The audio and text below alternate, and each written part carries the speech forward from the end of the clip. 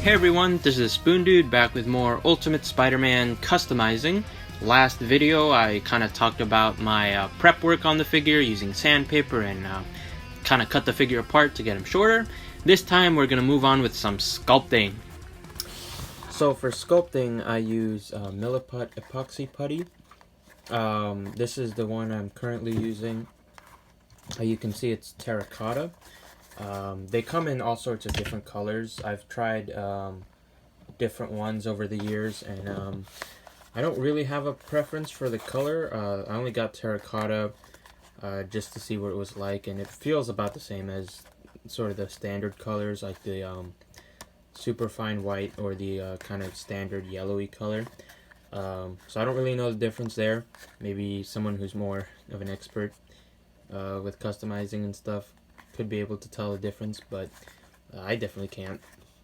But yeah, this is the sculpting clay that I use. It's a two-part putty, as it says in the package, and you can see I already used it up significantly. But you get these two pieces, and then you take equal parts of each. You mix them together for like 5 minutes, and then once it's all well and mixed, you can use it for like 3 to 4 hours, something like that, or it takes 3 to 4 hours to dry, and you have like about maybe like an hour to work it or to work with it, and for it to still be easy to work with. You'll notice as the time passes that it gets harder, of course, and would get harder to work with, but it's a good clay. I mean, I say that not having really tried any other epoxy putties.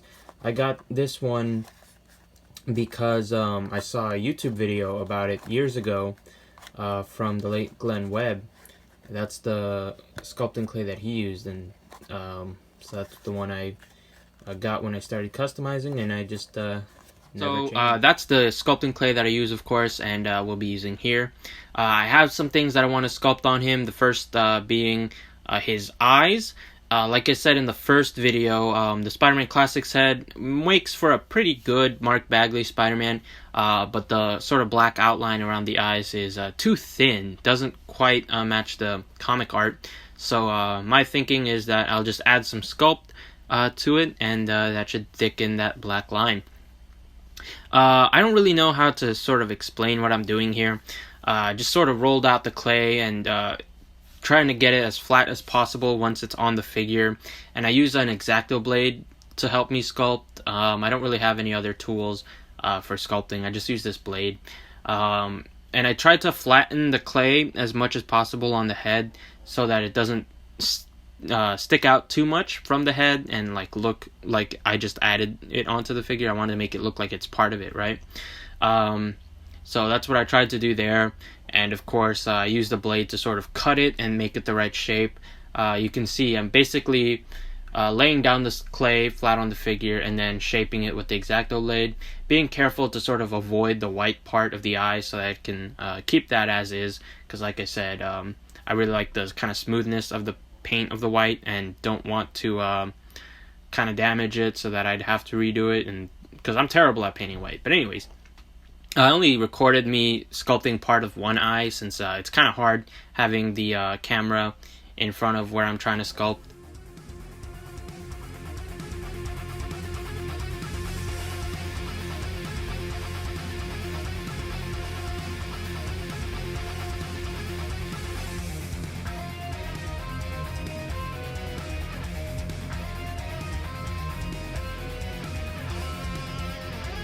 I sculpted the eyes, and this is the end result, and I think they look pretty good. I need to do some sanding to smooth that out just a little bit, but yeah, I think I'm pretty happy with the shape.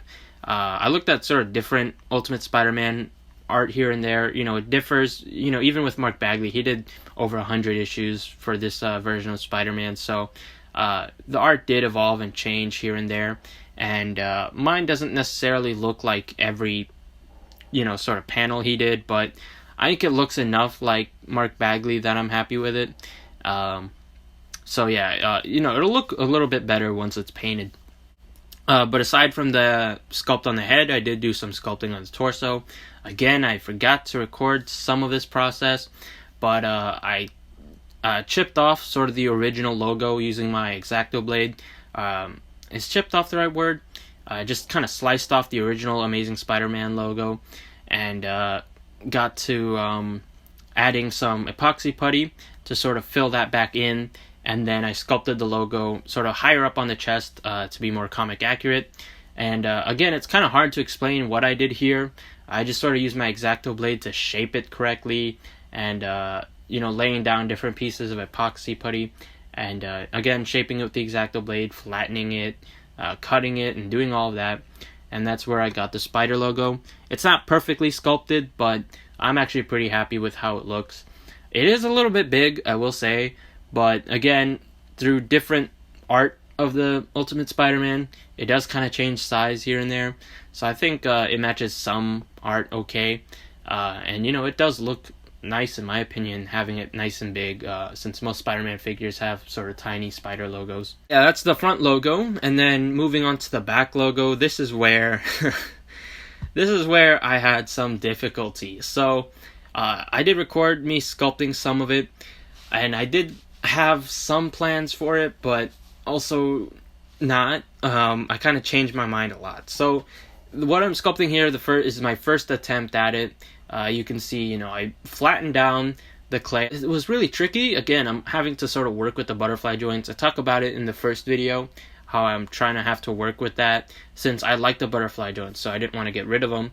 But it did present a challenge with the spider logo, since he's supposed to have this big red logo kind of stretched across his back. But if, it might get sort of weird in regards to your articulation. So that's my first attempt. You can see me cutting, but I ended up discarding that and trying again. But yeah, that's the back logo. And then lastly, I did use some sculpt to sort of smooth out the upper thighs where I had cut it. That way I could, gel the two together and make it so that it doesn't look like the leg was just cut, right? So that's just some clay there. And then I did also fill some gaps at the top of the boot. But yeah, that's the sculpting there. Alright, so here is my progress so far. Did a lot of sculpt work. I'm really happy with the spider logo.